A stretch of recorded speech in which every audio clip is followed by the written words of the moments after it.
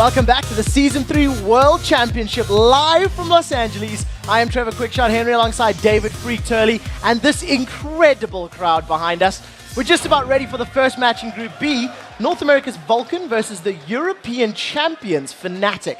And coming into Worlds, Fnatic has been on an absolute tear. Over the last 10 LCS matches, they've gone 9-1 and finished first in the regional playoffs. Yeah, quick shot. Fnatic basically won Season 3 in Europe. Not only did they win the regional playoffs at Gamescom, they also took the Spring Split title as well. So these guys are freaking good. But even with those wins, they still have to play in the group stage because unfortunately, the European All-Star team didn't do so well. They didn't even make it to the semifinals over in the All-Star game in Shanghai. I prefer didn't do so well.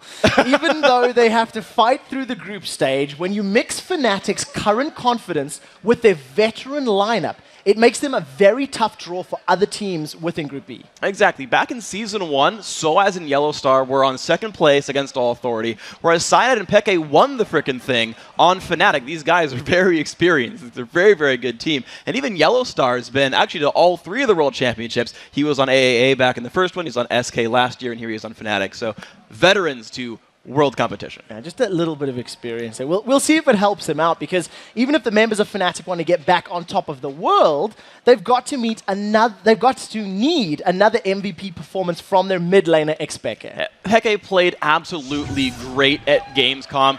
These are the top teams in Europe he's fighting against, and puts down a score like that. He won the MVP award thanks to aggressive dives, solid split pushing, deadly dueling. This is the Fnatic play style is, Peke, go win the game for us, be awesome. And he's done that so far. These are things he's got to keep doing the entire time. He's done this the entire split as well. You can see his gold per minute at 383, 312 kills throughout the season. Guy puts up numbers. That's a lot of kills, but today Peke will be laning against from North America's record-setting mid laner, ManCloud. Sure, so Peke, that deserves a cheer. That deserves a cheer. Absolutely. So Peke got the most kills for Europe last split, but ManCloud set the record for most kills in a single LCS split on either side of the pond, in either split, 167.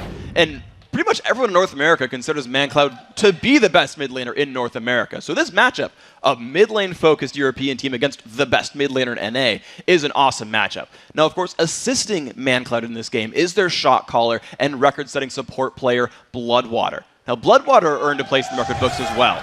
And there's the crowd cheer for him as well. 337 assists in the summer split. American teams kill each other a lot on the Rift. And while those record-setting performances help Vulcan finish the summer split in second place, their run to the North American title was shut down when they really stumbled in the semifinals. So they had a really rough series against TSM in the semis. Then they had to fight for the third and final spot there against Dignitas. And they did really well. They actually bounced back and took Dignitas down with a 2-game sweep. So they got that last spot in the Worlds. And honestly, Vulcan, that loss to TSM didn't look like Vulcan. They looked a little weird in that match, so I think if they go back to standard Vulcan style, the early game leads they're used to getting, they're going to do pretty well. They've got momentum off that 2-0 win. As long as they're practicing well, they've got momentum going into this fight against Fnatic. Yeah, it definitely feels like the pressure may have gotten to them. And for Psycho Sid and the rest of the squad, they know that a win against Europe's champions Fnatic would be a big step towards establishing North America as a much improved region here at Worlds. Fnatic is a really consistent team. They bring out some good things. Like, I feel like I can learn a lot just playing against them. Yeah, I'm still interested in playing the American teams because now people are actually saying that US is better than EU, and yeah, I want to see for that myself. I think Vulcan is pretty good. In my opinion, their best player is their mid, Mandatory Cloud. Some of the EU teams have said that Cloud9 is the only good team in NA, so we're going to try to prove them wrong.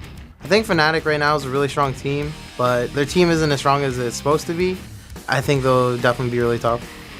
Fnatic is one of the more entertaining teams to watch. I don't actually watch that much EU LCS, but when we watch Fnatic, they have really unorthodox picks, and they have a really good mid laner. XPK, he's fun to watch too. They actually finished top 2 during the LCS, so I hope we'll do well against them. There's a lot of respect in that video between both teams, and I kind of get the vibe they don't know how they're going to match up. It's really interesting to look at because we've seen now, even just looking back at Group A, how good the early games were against SKT1, who people thought was like, oh my god, they're so good, of course they're going to crush. And then you had early game leads come out anyway. And Vulcan, this early game strength team, can pull that same thing out here. And we heard the analyst desk talk about how, well, their late game's not as good, so maybe they can't close it out. And then Fnatic's got this crazy Peke split push. They've got to make it to late game. They've got to make it to late game. Let's take a look at those starting lineups for this game. In the blue corner, it is going to be Vulcan. Psycho Sid up in the top lane, Xmithy in the jungle, ManCloud as your mid laner with Zuna, and Bloodwater as your AD carry and support. And on the red side, it's Fnatic with Soaz in the top lane, Cyanide in jungle, Xpeke in mid, Pushu the AD carry, and Yellow Star on support. Well, ladies and gentlemen, we're about to jump into Champion Select here for both of these teams in just a moment. This is a massive matchup. This is something that we've been wanting to see for a while. EU versus NA, a lot of the threads and the talk has been going back and forth. Picks, both of these teams are fairly different in most of the other lanes, but there is some contested picks in that mid lane. Yeah, so the mid laners both play a lot of heavy assassins there. Ahri, Zed, Twisted Fate even in there as well. The only real difference is that Peke plays a bunch of Kassadin, and that's one of the other sort of standout picks that might separate these teams. But you've got some pretty shared stuff there. And there's the Kassadin ban. Vulcan knows it's not something that we play, it's something that you play. But also the AD carry lanes are pretty similar as well. They've both been playing recently a lot of Ashe and Varus, playing sort of utility-based AD carries, but also to add on to one side, the Caitlyn in there for both these guys. It's the Tristana that's actually unique for Zuna. That'd be an interesting pick to see if it goes into the ban phase. So my question now, how does Psycho Sid adapt to the new patch, 3.10, 3.11? We know he likes to play a lot of the Shen, a lot of the Zac. Yeah. He's even played a bunch of Cannon up in the top lane. Are we expecting a Cannon from him or maybe something different? That's what I was going to start pointing to, is that he can play both the tanky frontliner guys who plays the main tank, let Xmithy play more damage, or he can play the guys who fight a lot of Jace, a lot of Kennen. We've seen from him in the past, Elise as well. So honestly, he's one of the more versatile top laners, and I think he can roll with the punches with any given patch. Well, we'll have to see how the rest of these bans go out. Kassadin, Ashe, Shen, and Zed have been removed. A lot of these really being quite targeted comfort bans for most of these players, but Ahri is still up and available. ManCloud and Peke both value their champion as it gets taken away, and I'm very interested to see the Twisted Fate, because I know, again, both of these mid laners like to run it, and Xpeke has actually played it recently as well, even after the changes. Yeah, it's interesting because I want to know how their champion pools have spread out. Most of these guys have started to play Fizz as well, and there's actually a lot of good viable assassin options there. I remember actually Nuke Duck learned Talon because he's like, well, they keep banning out my other assassins. I'm going to go learn another one so I can't be banned out. There is, in fact, the TF ban you pointed out. So now it's a lot of mid lane focused bans. The Shen removes from Sid. But Zuna still has all the AD carries he wants to play. I would not be surprised to see him grab Tristana. There's honestly a world of options there for the first pick in the mid as well, because you'll see how these teams shape up their strategies, and it's going to be Orianna. Safe pick. I mean, Yes. we see Orianna's, it doesn't necessarily reveal anything. It's not necessarily super weak to many things in lane, and the question is now, what is Vulcan really thinking? They've locked in their mid lane, and now they've left everything else up and open. Do you think this is let's see what Fnatic does and respond?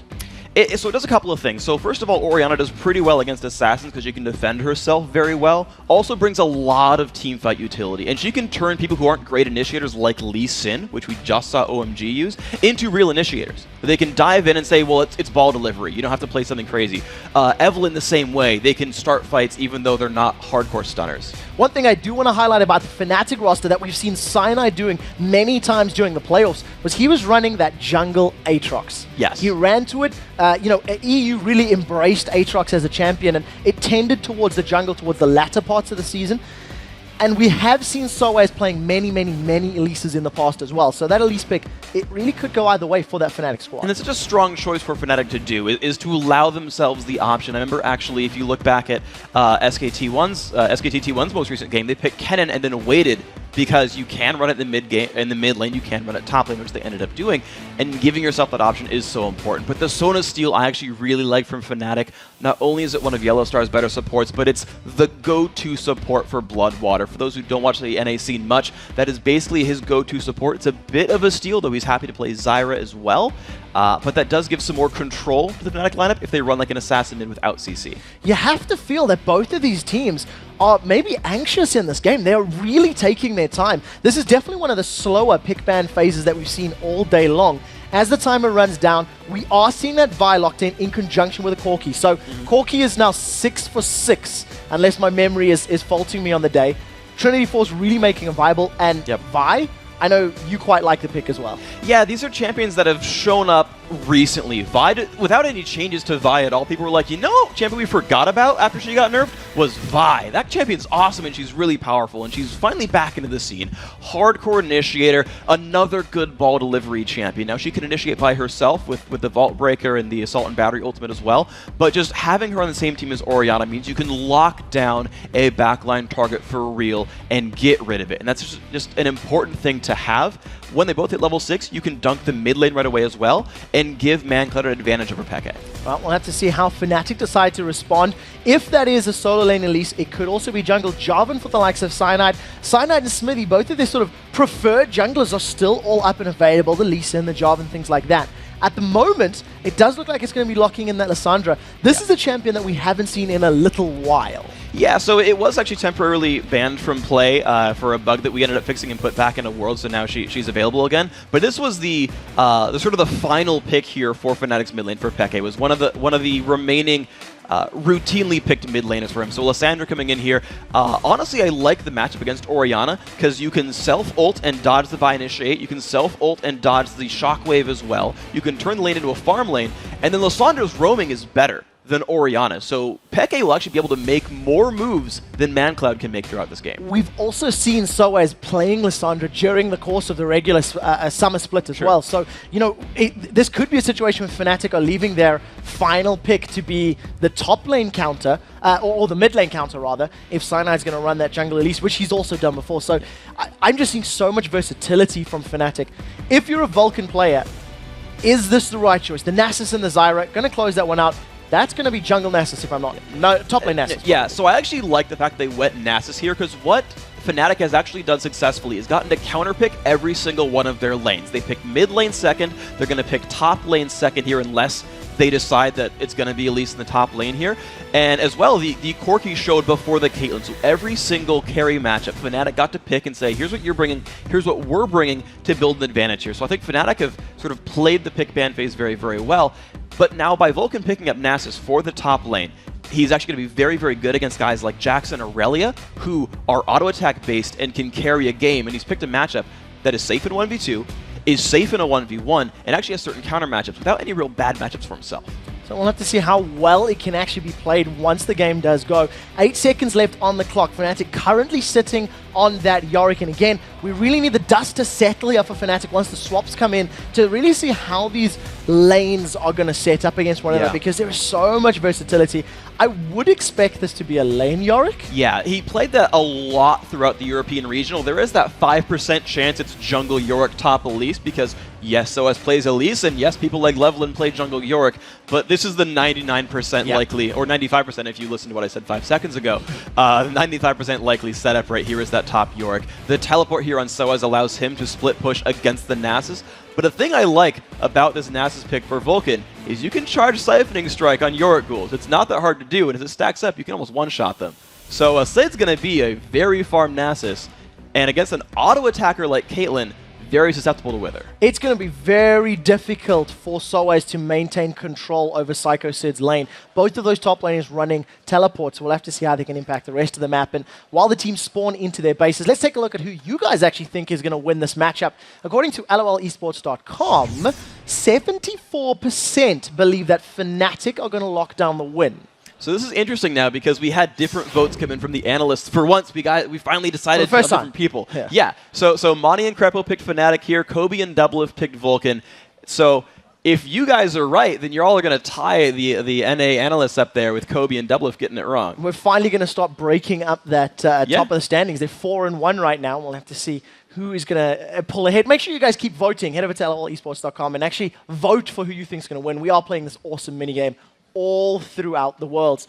As we're loading up into this game, Vulcan versus Fnatic, this is the first game of Group B. Are we expecting any early shenanigans from these teams? Early shenanigans, it's hard because there's not the best ganks early on from Vi. You can force the issue, But as we saw from TSM against Gaming Gear, they actually waited until the Oblin hit level 6 and then just pile drive the bottom lane. Though as we saw from Lemon Dogs, you can force things early on. If anyone really makes the early move, I think it's Cyanide, because Elise is a great early ganker, and you have pretty good follow-up from Peke on Lissandra as well. Well, we'll have to see how well Cyanide can make that Elise work. Remember that Vulcan are on the blue side of the map, Fnatic on the red. And as it starts out, both teams posturing themselves towards very defensive, almost doorman duty, making sure that neither team is able to invade the jungle and get any sort of early vision down. It's interesting because both teams have very good brush checking. You've got the Spiderlings from Cyanide. You see it jump out right there. Allows them to run into this brush. So Fnatic safely got a ward in, but this isn't like the Lemon Dogs or SKT early ward games where they got heavy wards on the enemy red buff and then dove in. Vulcan, a bit of a later invade here, but that will also get spotted by Soaz. Well, Soaz playing a little bit of guard duty. He's going to back away as Psycho Sid, Zuna, and Bloodwater move themselves in. Peke is off to the side, though, so if there were a couple more members of Fnatic, I may have tried to pinch them in instead. Vulcan with a little bit of a later ward. This time, not exactly on the red buff, but it'll give them information of as and when Cyanide's moving through his jungle. What's important now is actually where the lane matchups go, because we've seen early games sour based on where the two men sort of like the 2v1s go and where the junglers end up starting. So I want to look, and it's Psycho Sid being given a 1v2 in the bottom lane. Because of the ward put down right above the Lizard camp here, they knew Fnatic's dual lane was down at the bottom, and they said, we're going to crush Soaz 2v1. Sid, just survive with Spirit Fire bottom lane. We'll deal with you later. Well, we'll see how effectively these 2v1 lanes match up. As you can see, in the mid lane, both of our champions, ManCloud and Xpeke, are battling it out. Yellowstar and Pushu, they've moved themselves in. They're challenging Psycho Sid and Smithy here. This is a 2v1. Red buff was secured by Smithy, and they're going to get away. Cyanide forced to flash over the wall as an invade from Vulcan is now applying a lot of focus damage down. Cyanide, 200 HP. That's a flash forward from Zuna. 100 HP, 50. First blood secured. That's in Zuna's back pocket. He now has a red buff to back it up. Peke rooted in place, down to 110 HP. Zuna's trying to chase. It manages to pick up the kill. 2 early kills for Vulcan. And that's what happens in 2-on-1 lanes. You pressure the buff if it's getting started with only the top laner there. You can build a numbers advantage. Vulcan, they defended it because it was a simple 2-on-2. No one else tried to stop. But Vulcan grabbed ManCloud to the top lane and said, you're going to make this a 3v2 and get us the lead. So a great start here for Vulcan. Now I do want to highlight there that a teleport was used by Peke in the mid lane. Soaz actually swapped to Ignite at the last second, so he does not have that map presence available. Just so we can keep tabs on that one. And Cyanide now, without his red buff, is now going to try and solo off this blue himself. Smithy secures his own blue buff and will continue the rounds around the jungle. So what's interesting now is Soa's going to have an even worse time of this lane. Smithy got a very easy clear and hit level 3. Cyanide is behind and on the wrong side of the map. If Vulcan just wants this turret, Soaz must give it up. So Soaz is going to at least see that Xmithy is coming. Vault Breaker gets charged. Soaz gets smashed down. And you see those denting blows hurting really much right now. And Soaz loses 50% of his HP. Zuna and Bloodwater left uncontested. They're damaging a lot on this top tower. And what's funny about this is Vulcan won't lose their bottom turret for this because Cyanide hasn't left his own jungle and because Nasus is actually very, very good at 1v2. He has a point in Spirit Fire early on. He can keep his turret in much better shape. He can leave the lane and teleport back, and he'll be in good shape. Well, we'll see how well Psycho Sid can farm up. At this point in time, there's nobody from Fnatic responding to this top lane. At 4 minutes, 10 seconds on the clock, this tower is down to a couple hundred hit points, and it looks like Vulcan are just going to continue denying the CS and the golden experience from Fnatic. It was a very important choice here for Vulcan. They could continue to siege the top lane and keep pressing that advantage, sacrificing the bottom lane turret, because the thing to remember is Sid's turret now is down to about 1/3. A dedicated 2v2 won't necessarily keep that turret alive for long because Caitlyn Sona can keep pushing. Even if Vulcan lane swaps back to the bottom, Vulcan might just want to... that's a little tricky by Zuna. But they actually might just want to stay up here and trade turrets despite everything. Well, we'll see what they decide to do. That tower is very, very low. Does get taken down. So before 5 minutes on the clock, Vulcan with a very, very strong early advantage. Doublelift mentioned it. He's talked about it all day long about how Vulcan are so good at getting an early lead. But we've seen Fnatic over in EU play from behind many, many times. Smithy's coming down to this bottom lane, may step over a Caitlyn trap, does manage to avoid that snap trap, and Pushu and Yellowstar running a little bit of interference now, trying to be a bit wary of Xmithie's positioning. Yeah, so now it's important to note what the map state is right now. The bottom lane turret only has 650 health left on it. It's very fragile and being shot right there by Fnatic. And there you can see, right, even though the dual lane is swapping back, this turret is dangerously low, potentially picked up right here by Pushu. Yeah, 1 or 2 more auto attacks should be enough. It's down to 1 auto attack. Pushu was pushed away from that lane thanks to the roots coming down by Bloodwater. Now we are going to see this 2v2 matchup for a little while. I imagine if Fnatic do make a concerted effort, it shouldn't be too difficult for them to claw that tower back. And right now, though, Vulcan has a huge item lead. They have a couple of kills and assists on the Corki. They have turret gold as well. He's recalled and bought a Phage. Caitlyn's stuck here on a Doran's Blade. She will grow a minion deficit here if she stays in this lane. Pushu will fall behind. Well, take a look at the positioning here from Xmithie over on the side. He's level 4. We'll see if he's going to decide to go in. Pushy right now, just last hitting some of the plants. Honestly, that minion wave died too fast. If they can re-clear this wave in time, they could have gone for it, but Cyanide showed back up. There's no way they can dive that anymore. So Fnatic at least holding on for the time being. Cyanide was hanging around in that tri-bush for a couple seconds, waiting to see if anyone from Vulcan was actually going to set up any sort of dive. At this point in time, CS numbers are very close across the board. About a wave advantage for Pushu as he hasn't needed to lane swap, which is what Zuna has been forced to do in the last couple minutes. Yeah, and also, I want to kind of point out what's happening with Psycho Sid right now, because Soaz has been freezing the top lane and it's caught up. At level 4 versus about 1 minion from level 5. Sid had to go run and ward the top jungle to look out for Cyanide and Peke roams. Peke is level 6 right now with teleport and can just destroy people. But Sid right here has teleport. He can join his team for a dragon, which is what Vulcan's looking for right now. Well, we do see the dragon has been started down in the bottom half of the map. Fnatic does have a ward there, so they are aware of it. Xmithie level 5, Bloodwater level 5. They're taking this dragon down very slowly. Fnatic start to group up. We do see the rappel coming down. Lands back on the ground, forced to flash away. Cyanide's in trouble. The cocoon does not connect. Here comes Peke. Frozen Tomb locks ManCloud up. He is the first victim to fall. Fnatic are on the board, but they did not get dragon. They did not, and they let the Nasus stay in the top lane in a very pushed lane and just shoved Soaz to his turret. Of course, a cash positive for Vulcan right here, but as we always know, they have to keep the pressure on. They can't let that Fnatic late game get scary. Well, we do see Soaz and Psycho Sid bashing against one another. While we've got a brief moment, let's talk about this lane Nasus. Oh, we do see Pushu taking some damage in the bottom lane. Freak, I remember we were discussing the siphoning strike farm on Nasai in games that we're seeing. What sort of rate should we be expecting on that Q-Stacks? Okay, so everyone knows the whole 10 minion kills per minute mark. If you break that, you're amazing and are farming minions really, really well. I want to propose that lane Nasus can get 15 siphoning strike stacks per minute, and jungle Nasus can get 10. And I'm happy to tweak those numbers as time goes on and we learn more about how these players play. But I want to keep track of 15 per minute and see where he goes in this game. And just remember that of normal minions, 10 minutes. That's going up by +3 per siphoning strike. And on larger minions and monsters, it'll be +6. Psycho Sid right now is at +66. So we always like to keep tabs on those siphoning strike stacks, as it were. So as in Psycho Sid, they're not paying each other any attention at all. That is the definition of a tanky bruiser farm lane. Yeah, exactly. You have the early Doran shield here for Soaz, wants to take less damage from auto attacks. There's the push finally from Fnatic. They have so many minions here, but Vulcan, doesn't matter, the minions are theirs. There's the push lane from Caitlyn and Sona. When the turret's that low, you're going to get it eventually. It's a matter of time. And Vulcan, of course, going to lose that, but they're still going to try to build a farm lead. The top lane, we talked about it being a farm lane as well. That's happening so far. Well, Xmithie charges up this Vault Breaker. He was toying with the idea of jumping on Peke, but did decide against it at the end of the day.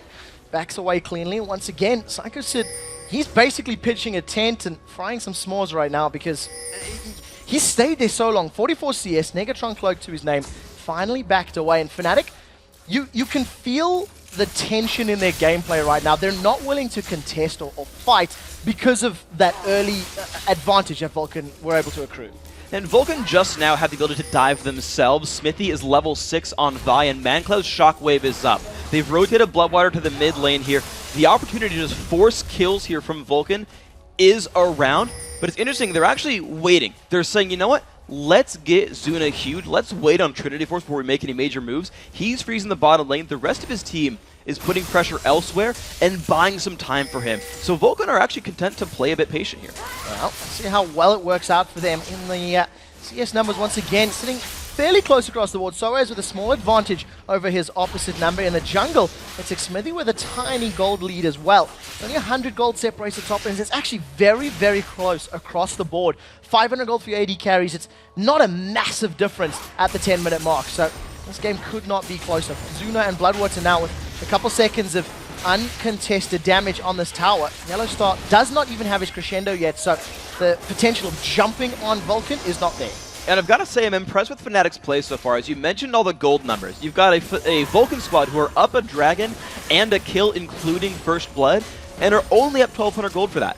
That's less gold than dragon and extra kill are worth. So Fnatic, despite a very rough 2v1 where he got zoned out, despite this Nasus free farming, Fnatic are farming lanes better than Vulcan are. So this slow-paced game where farm just keeps showing up is in Fnatic's favor. Well, we'll see how well they can continue to grow that, to close the gap and maybe catch up to Vulcan as far as gold is concerned. Soaz now really pushing this lane quite heavily. He doesn't have any wards in his inventory, so does need to be a little bit cautious of staying this deep in Vulcan territory. But I do want to highlight the pink wards, you know, littered across the red buff jungle area of Fnatic. That's quite a lot of pinks invested this early on. It's interesting too because that's the side of the map where where Psycho Sid is, and Sid is not exactly the best gank follow-up. He's trying to basically max Siphoning Strike. Now it does keep him protected from Cyanide and Peke, but this is not a place where you're going to be able to force kills. When you compare to what Smithy can do on the push you in Yellow Star, that's a much bigger sort of impact where you can Assault and Battery and a Grasping Roots and just kill the AD carries and get Zuna huge. Well, we'll see how Vulcan decide to play that one out. 1 minute 20 on the clock before Dragon respawns. Cyanide has been able to sneak himself into this bush, and Psycho Sid has no idea he's there. There's no vision there. No, there's not at all. It's a very successful sneak. I want to know if they do enough damage, because it's not like you do a ton of damage there with York, but there's the engagement on Psycho Sid. The cocoon does land. We'll see if Psycho Sid decides to throw down that ultimate. He just walks away. Did burn the ghost at the last second, but saves his ultimate, as we do have a very, very brief pause as Smithy charged up that Vault Breaker. I'm looking at Vulcan on your screen right here. Going to figure out what the issue is with these guys exactly. There's actually Cyanide who called the pause, though. So it might be something actually on Fnatic's side here. But we look at this game, and I want to kind of pull back to things we just talked about. So the mid lane matchup, I think, was so important. ManCloud versus Peke, the big playmakers. To sort of solidify that ManCloud point, not only did he have the most kills of any player in any split, he's also the only mid laner in NA to have more gold per game than their AD carry. So you think about all the teams in NA, you know, with Reginald, with Link and all that, doesn't matter. It's only ManCloud who's actually out-farmed his AD carry counterpart in top laners as well. So he's a huge focus. And he started the game at 1-0-1, a free kill, a free assist. And yet, even despite that, Peke is out-farming him. Peke picked up the kill onto him in that dragon fight. And you're kind of seeing this matchup, despite an early advantage, Peke seems to be the stronger player. Well, we'll have to see how it pans out, because one of the things you can't discount about that matchup is it's Orianna versus Lissandra. Both of these champions have the ability to kill one another, but they also have the ability to save themselves from one another. Yes. It's an interesting matchup for players that we know are so diverse in their champion picks, to have these sort of arguably utility mages as their lock-ins for this game, because you know, they fill so many different roles. They really do, and it's fun to watch players like that who can play all the big assassins who roam around and pick up kills all the time, or play the initiators, or play the far back farmers like Karthus. And the depth of the champion pool is always interesting to watch, and how it shapes how the teams play. So, just so you know, it is a keyboard and mouse issue with Peke. We are busy working to resolve that one. I got a question about these top lane champions. It is going to be the Nasus taking on the Yorick. So we know that, you know, the later the game gets, the more impact that Siphoning Strike of Nasus will have. But it's pretty difficult to engage in a Lissandra who's going to be slowing the whole way down, etc. So who's going to have a bigger impact once we get to these mid to late game team fights? The Nasus or the Yorick? Well, so because Fnatic's lineup is actually very sort of persistent, right? You're not super bursty with York. You're not super bursty with Lissandra. You're going to start fights, but then you got to kind of continue in battle, and you're using Caitlyn, who is going to auto-attack many times throughout the fight. And in fact, looking at Pushu's abilities, going towards Infinity Edge, so Fnatic are happy to play a late-game team fight-oriented sort of style. And when you've got a Nasus walking into a big team fight-oriented style, where you're running a York whose job is to clone an AD carry, you're Nasus. You have Wither. You're going to make Caitlyn's life miserable, and you're going to turn on the ultimate, spam a bunch of siphoning strikes, and start chunking people. In an actual late-game team fight, Nasus will have more impact on the battle, and will sort of just contribute more than Yorick does. That's just kind of how he will continue to scale, but as we've seen, Fnatic are happy to spend some time sending Cyanide up there, trying to sneak in and get rid of the Nasus, and say, we're going to keep you small, low points of siphoning strike, low durability, and we can kill you in those battles. Well, we'll see if Fnatic can continue to control Psycho Sid. He is 20 CS down. We see in the top lane, they've decided to dive. Fury of the Sands is up. It's not going to be enough. And Cyanide and Soaz, straight out the break, they continue that dive and they secure themselves their second kill. It might just be a turret trader. Dive goes in from Vi, finds the push on the Yellow Star. That is a long-range assault and battery, slams down Yellow Star. There is enough follow-up to secure the kill, and now that's going to allow them free reign on the tower. Fnatic should be able to take the top lane tower as Vulcan secure their second of the game. Now, you don't want to play around with batteries, kids. Smithy's going to take you down when you do that. And you look at that as well, ManCloud just getting enough pressure on the mid lane. He'll take another turret down for this, so the top lane dive was great. You actually saw both junglers put pressure opposite sides of the map and get the trades. So we do see towers being traded across the map for these teams, and in the space of a couple of seconds, a few thousand gold has been picked up and earned, and it just leaves us in this pretty similar predicament, 1,500 gold separating them. But what Vulcan did better is they focused their gank on the bottom lane. Dragon spawning in 3 seconds, and they've got everyone on their team on the bottom side of the map, except for a dead Nasus who can teleport to the bottom side of the map. So Dragon Control was what Vulcan got at the beginning of the game. They're about ready to get it again with an AD carry pushed back to base. Peke's recharged. Okay, he recalled. He's going to be nice, but you already had Athene's finish from the Orianna for ManCloud. He's got full resources. He's ready to play that. That's going to be fine. So I believe we do have actually a replay of that team fight that just took place a couple of minutes ago. So Freak, talk us through the specifics of this top lane dive. So it's basically Elise just diving right in there, and Psycho Sid ultimately has nowhere to go. There's actually a lot of persistent damage output here with all the voidlings they can, or the little spiderlings and all the ghouls they can summon. It's basically a standard dive against someone who has burned their escape tool. Nasus has no innate escapes. Cyanide's first gank forced the Ghost to get burned a little bit maybe prematurely. I don't think he necessarily needed it, but with that down, they know there is nothing Nasus can do. Not only was it a 2v1 dive, they had all the ghouls, they had all the little spiderlings. That's just a numbers mismatch. It wasn't fair at all. It was like a 15 versus 1. They had a minion wave too. Yeah, see, Fnatic, they need the numbers to win fights. They don't play fair. But it worked out, so that's what matters. In terms of kills, it's 3-2, so Fnatic are a little bit behind. We are still working on that keyboard and mouse issue, guys, just so you are aware. The Xmithy dive, to me, rings true or tells me quite a lot about Vulcan's playstyle in that they're not afraid to dive deep, because that was a hell of a long way to go. And it was insta-flash followed up by both Zuno and Bloodwater. Yeah, and that's what you can do with Vi. That is the Vulcan play style, I think, that Doublelift was referring to when he's like, yeah, they're a really good team. They get ahead early. They can make a lot of plays. And he says that Smithy's such a good jungler. These guys are willing to make plays. They've picked initiators, right? That's why you pick Vi, is to go start fights. It's what Lemondogs wanted to do in the first game when they picked the Vi and Malphite, is they want to go in and force the issue and disrupt what the other team tries to do. Fnatic wants to play this late game where Pekka gets huge and split pushes, and Soaz is too big to deal with as well, and they get their just late game awesome phase where they outplay their opponents. And Vulcan's job is to disrupt that, is to get in there and start fights. So there is one thing that I am a little concerned about this Vi pick as far as the Vulcan composition is concerned.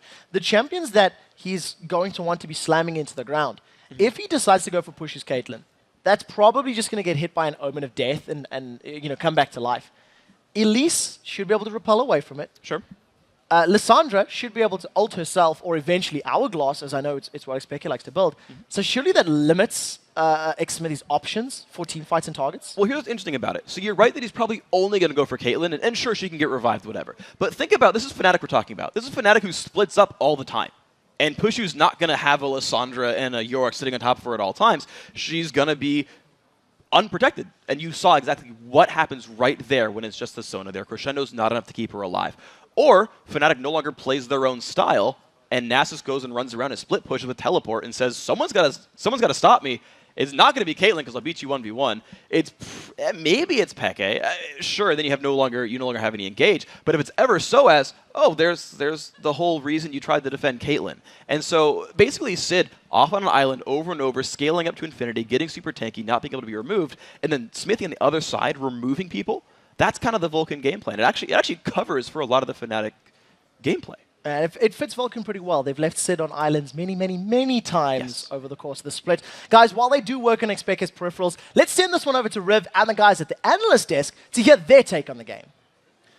Thank you very much, Quick Shot. And right after it went away from us, I'm pretty sure all these guys were like, wait, come back. Pick up the bat phone, get things going. Because those picks and bans started a pretty big ruckus back here. And we're going to start with Monty because your sigh was pretty deep in that situation. And you almost want to change your pick now.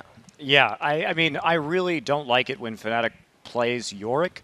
It's a weird pick in this composition, especially against what they saw. And you remember they had a lot of time to select that top laner, and so as a very versatile top lane player. But in this situation, when the Nasus is picked up, the Caitlyn is going to get withered, and then who do you revive? They have no damage. They have no damage here, and so I'm very concerned about Fnatic from the pick and ban phase. Monty's such a sore loser, dude. Yeah. Anyways, I believe in Vulcan, dude. This is Vulcan's game to lose after there's such a strong start. I feel like if they pull the Vulcan throw buckets, they're going to lose. But if they play solid and they've worked on their throws, they're going to win. All I can see is my prediction taking place. Yeah, Vulcan will get ahead, but Fnatic is going to take this one in the late game. But not really. I really don't like the Yorick pick. I don't know how it fits. I respect Fnatic as picks go because they usually... They've caught us off guard in pick and ban phase quite a few times, really reading how many options we had. They literally one time banned out 3 of our options, took a 4th, and then just completely destroyed us in pick and ban phase. So generally they know what they're talking about. But now the Yorick, I don't see it. And it's not just the Yorick, right? Like everyone talks about Fnatic in the late game, they're really good at stalling out, and they have Xpeke split pushing, and he's on Lissandra this time. He's trying to initiate for his team for team fights. He's not on like an Ahri with a teleport. He can hide though. Lissandra hiding somewhere in a rush. No, okay. If you get that coming at you full, you can't stop it. It's just gonna ice tomb you, and then you're standing there like getting frozen and killed. By what damage? What damage? I was just going to say that Fnatic's team comp sucks late game. I'm like a late game guy, dude. I love late game, and like Fnatic's late game is just non-existent. Caitlyn's gonna get withered, completely useless. Lissandra doesn't scale that well, especially against this team where she doesn't really have anyone to like instantly kill. There's such a big front line. I don't feel like, and then Yorick is not a standalone champion. I don't feel like Fnatic, their team comp is a ticking time bomb. After a certain point, they can't win. All right, so Fnatic has faith in their comp, though. As an AD carry, if there was anything to do, not playing Caitlyn as you wouldn't, but what would you do? What is, the objective there for Fuju? I would just get to 6 items as fast as possible, double style, and I would try. I think he messed up by not going cleanse. That was so huge. I was like, what? Like I was scratching my head, like, is this a mistake? Did he mess it up? Like he intentionally took barrier against Nasus. When he gets withered late game, he'll only have a potential QSS and a Mikhail's Crucible. That's not enough. I actually think you make a really solid point there on the Mikhail's. It's gonna be needed on the All-Star. He did pick Sona though, which builds really well into Mikhail's. Both Stone and Chalice could be really core items, especially with the item reworks on supports a few patches ago. It really makes probably the best build path on it.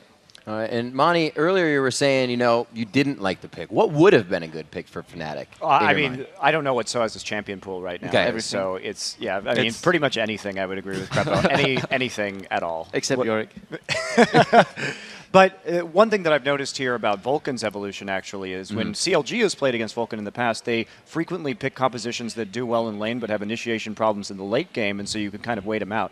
I really like that Xmithy's picked up Vi here because that solves a lot of these old issues so that they can continue to press their advantage. And the issues have been solved as well on the desk. It looks like they have that peripheral issue all fixed up. So let's send it back over to Quickshot and Freak, the broadcast booth, for the rest of this game.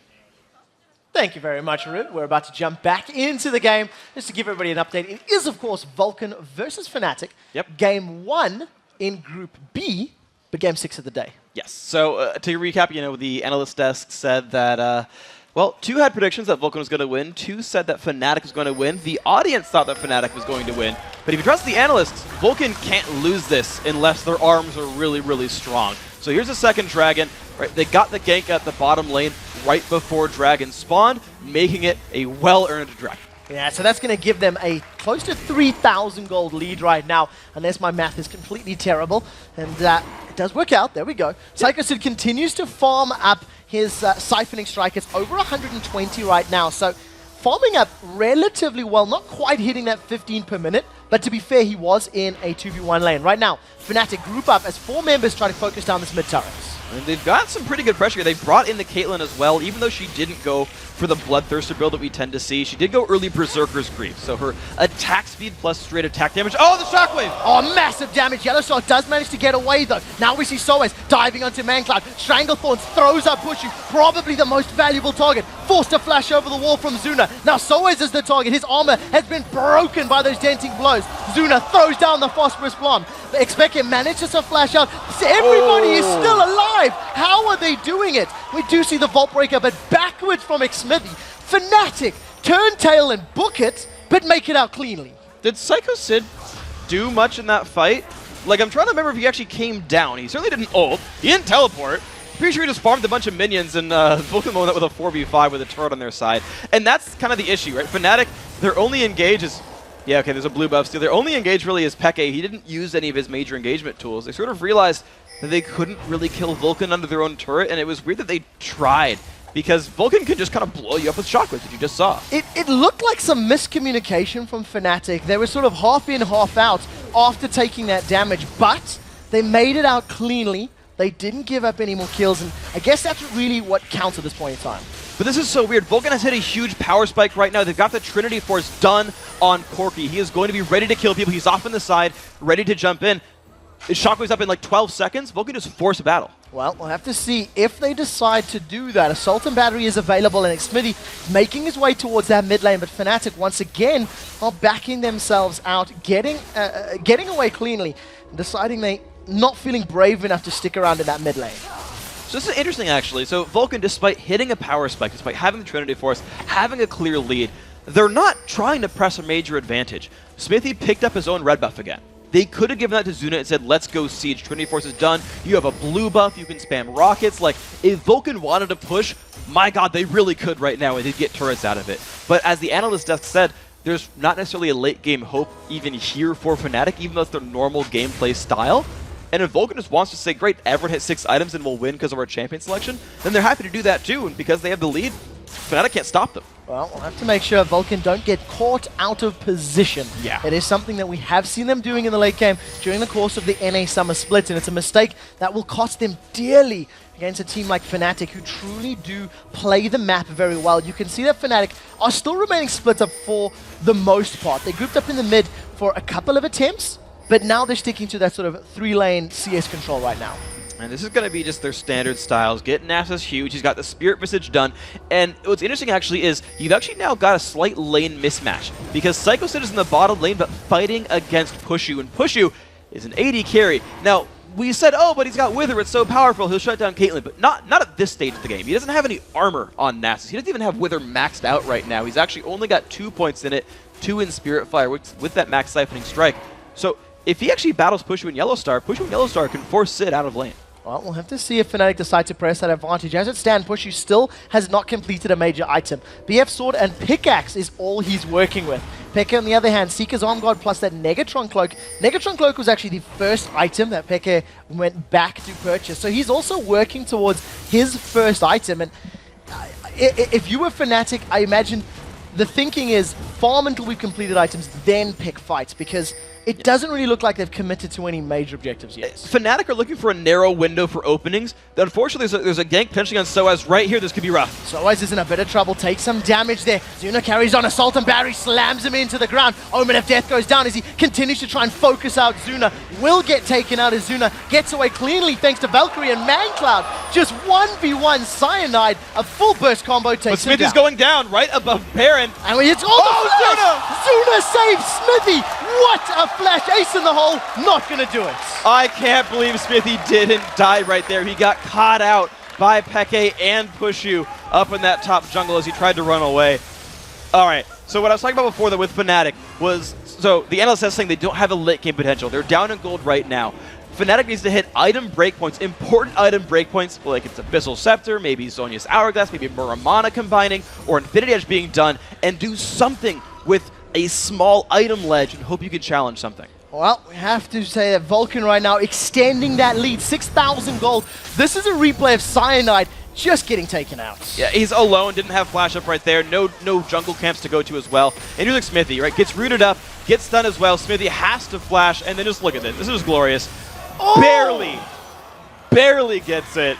Zuna's a man. This has to be the first time that Zuna's caught some damage skill shot that hasn't cost major objectives. So well played to Zuna as now Fnatic group up in this mid lane. They really want to get this tower down, but they're not committing to it. And look how diligent Vulcan are at getting back to there in time. As lanes start to break down and the map gets more and more spread out, it's easy to sneak turret kills. Vulcan are not letting that happen. Psycho Sid knows when roams are coming his way. They've got 2 to 3 wards in this right-hand side jungle, now 4 on that quarter of the map. They're not letting anyone get caught. They're not letting any pushes succeed from Fnatic. Well, Vulcan once again heading to the Dragon right on time. This would be the 3rd of the game, if memory serves correctly. Psycho Sid backs away, and thanks to the vision that he had done for his split push, they secure that one uncontested. Fnatic, you're way too late in the party, and it's already gone. And this time around, they don't catch someone on the way out, so no side kill picked up. And just watch it, Vulcan's game plan. They're doing this over and over and over again. Psycho Sid gets a lane up to the enemy turret saying, someone duel me, because no one can. And the only guy with teleport is Peke, and Peke definitely can't duel him. There's the nice job right there by Peke, manages to steal away the blue buff. But basically, Vulcan are living in their jungle, and whenever they need Psycho Sid, he'll show up, but until then, stack in the queue. I think you'll find that was XPK securing his blue buff, because he was trying to steal it. At this point, it's his. At this point in time, Vulcan have just got complete map control. They'd focused the top off, now they're focusing the bottom. They've backed away to continue farming, and Psycho Sid over 300 damage on that siphoning strike at 20 minutes.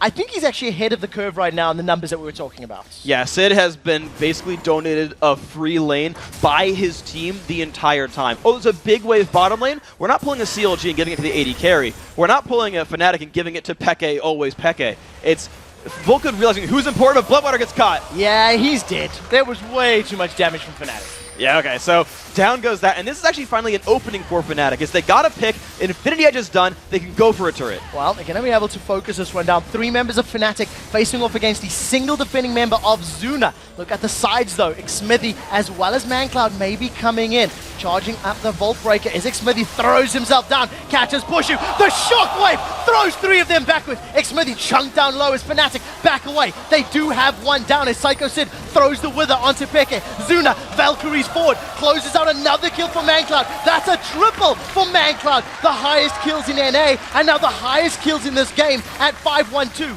Vulcan aren't done yet. Wither goes down. The Ring of Frost locks them up as we do see Peke flashing out cleanly. He does get the ice shots down. Command attack, dissonance, attack. ManCloud with the 6th kill of the game. Absolutely massive play. Mandatory Cloud, Athenians, and a Death Cap. When a Death Cap gets down on Orianna, she deals some real scary damage. And Psycho Sid decided it was time to leave the lane and fight some people. And that's what happened with Vulcan. These guys are huge. They can set up for Baron if they want to. They can honestly probably just keep going for turrets if they did. Well, talk me through the replay of this mid lane fight, Freak. So there's the engage, and there's the Shockwave right after. That was a beautiful flash by Pushu, but it doesn't matter. Sid shows up, and that's basically all she wrote. Zuna is massive. Pushu's had to run away the entire fight. You'll notice he had an Infinity Edge and basically never got to attack. And it's Vulcan running a train on people because they have the ability to chase things down with Wither, with Command Dissonance, and just with basically sheer force of will. Fnatic weren't allowed to fight the entire time. Vulcan's just looking so incredibly strong here now. An 8,000 gold lead. They are 9 kills to 4, and Fnatic, it's getting to that point where there's not going to be a lot that Fnatic can do. Even after finally getting that tower down, Vulcan just pinched them in and shut them out. And if Vulcan decides to go for any of these other, inner turrets, there's only one left standing. There's not much left for Fnatic to fall back to. No, there's really not much opening. They don't even have the super crazy late game potential, aside from as what Doublelift said with kind of a shrug. It's like, well, I'd go for 600 as fast as I could, like I do, but there's Wither, he doesn't have Cleanse, and there's not enough ways to remove that debuff. So this is really Vulcan's game to control. And what I actually want to look at actually is start paying attention to what Vulcan does, because they've always been sort of, I mean, they've had a lead this big against Cloud9 and didn't manage to win the game. I want to see what they actually do to try to close the game out. Zuna pushing the top lane, Nasus, Psycho Sid in the bottom lane pushing still with teleport up. I want to see if Vulcan has learned anything since the end of the split. Well, as it stands, they have fantastic vision control across Fnatic's jungle, and they have had fantastic vision throughout this game. It's definitely going to help them pay dividends once this Nasus split pusher just sticks in lane.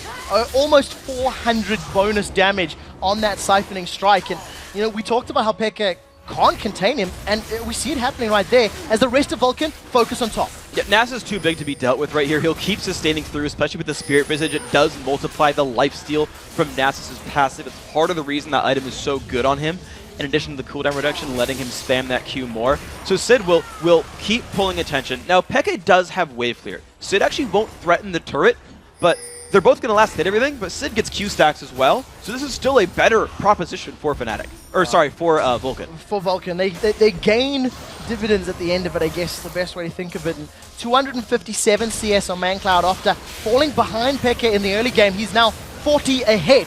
Vulcan with an audacious start. They were on Baron. And look at the ward control they have. There's so much vision in this red side jungle of Fanatics. They'll see him coming a mile away. ManCloud is actually running interference, but he's safe because he knows where the rest of Fnatic are.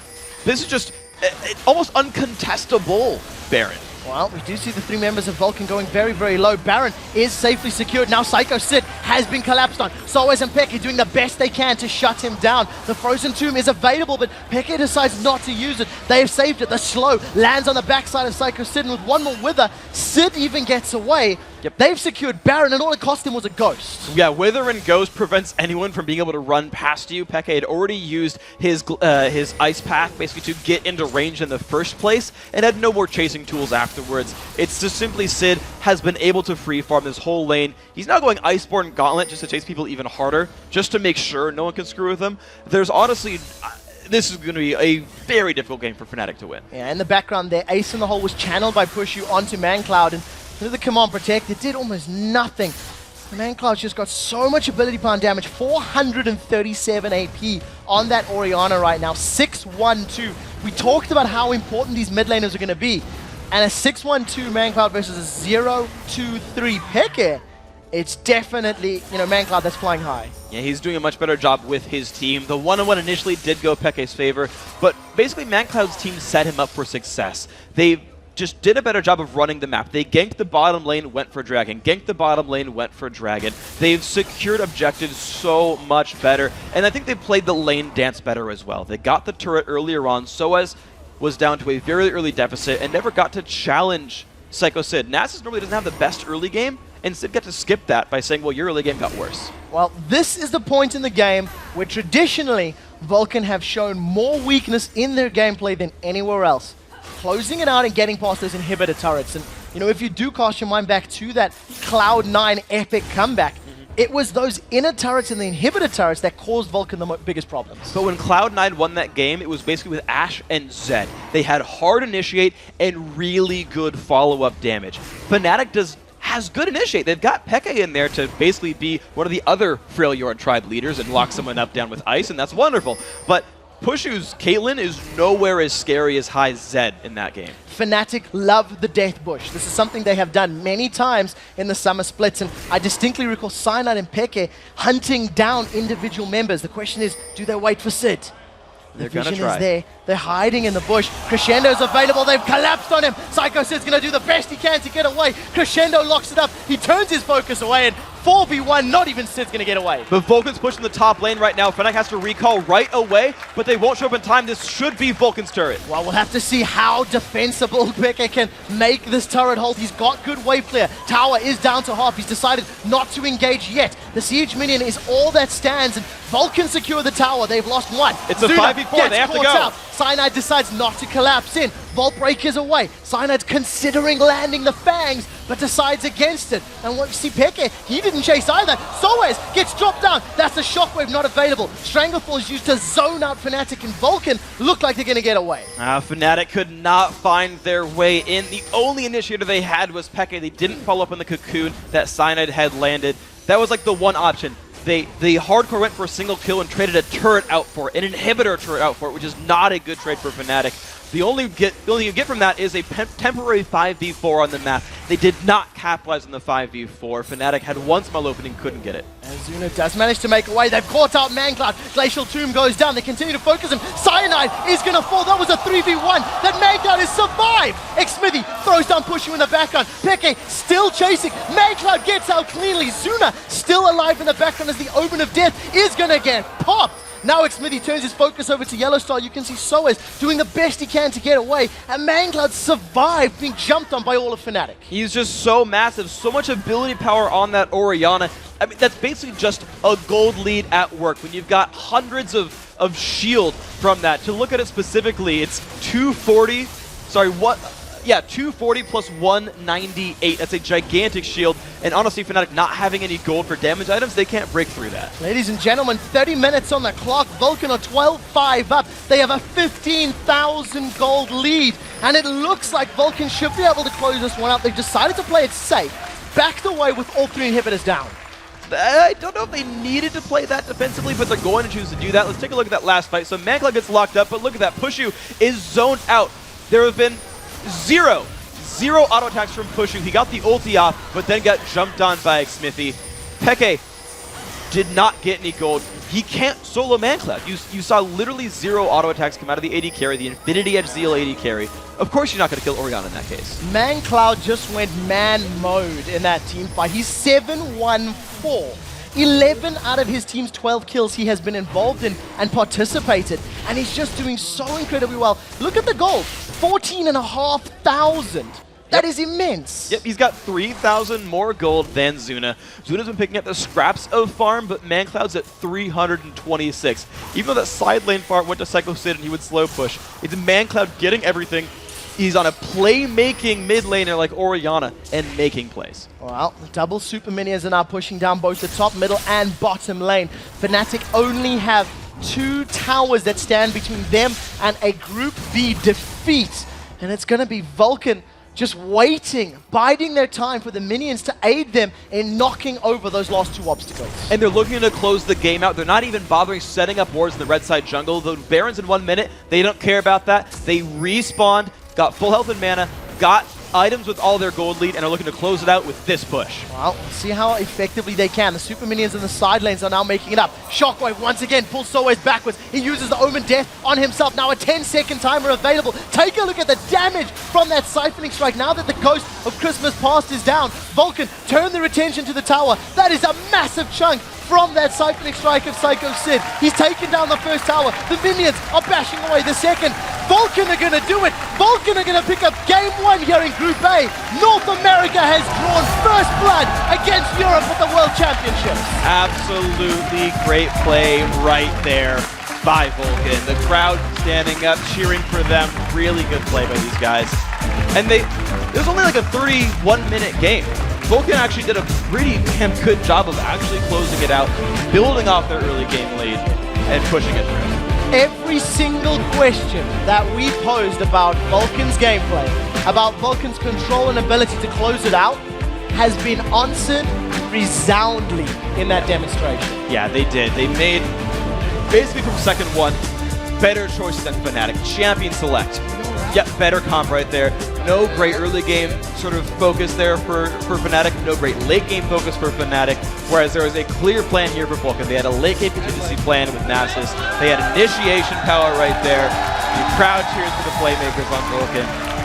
Good comp, good play by Vulcan. What a fantastic game. You know, from the get-go, right out the gate, Vulcan, they came out swinging. They got those early kills. They pushed the towers down. They had complete dragon dominance. I don't think Fnatic touched a dragon. Not even touched it. They might have seen one? Yeah, they seen one briefly and heard myths of it being alive, but it was just complete control and basically domination from Vulcan. It was, and that's really the way to describe it. It was a controlled game. It wasn't like dive after dive after dive after dive right away. It wasn't a crazy high kill game, but there weren't many openings given to Fnatic. There was a couple of picks on the sides there. Smithy kind of got caught out after cleaning up a kill on a Soaz, and he barely escaped, and that was the Zuna flash that kept him alive. You got the catch on Bloodwater in the middle of the game where Fnatic basically tried to then push as soon as Sona went down. but never did Vulcan actually give them more than a small handhold to claw back into the game. One kill was never turned into anything by Fnatic. One of the things that I was very impressed by Vulcan's play, in terms of their playstyle, Psycho Sid does tend to be left on that sort of violin. He does tend to play the sort of supporty type top laners, you know, in terms of supporting the rest of his team. You know, Mancloud and Zuna being the carries, as it were.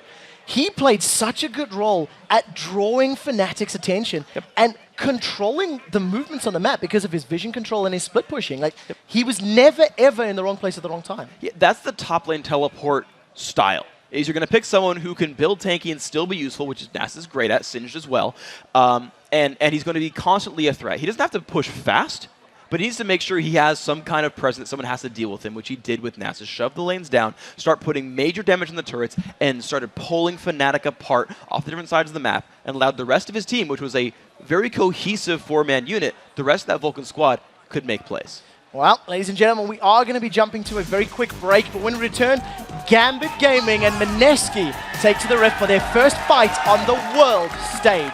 Plus, we'll be joined by Ozone support Mata. Don't go anywhere. The Season 3 World Championship. We'll be right back.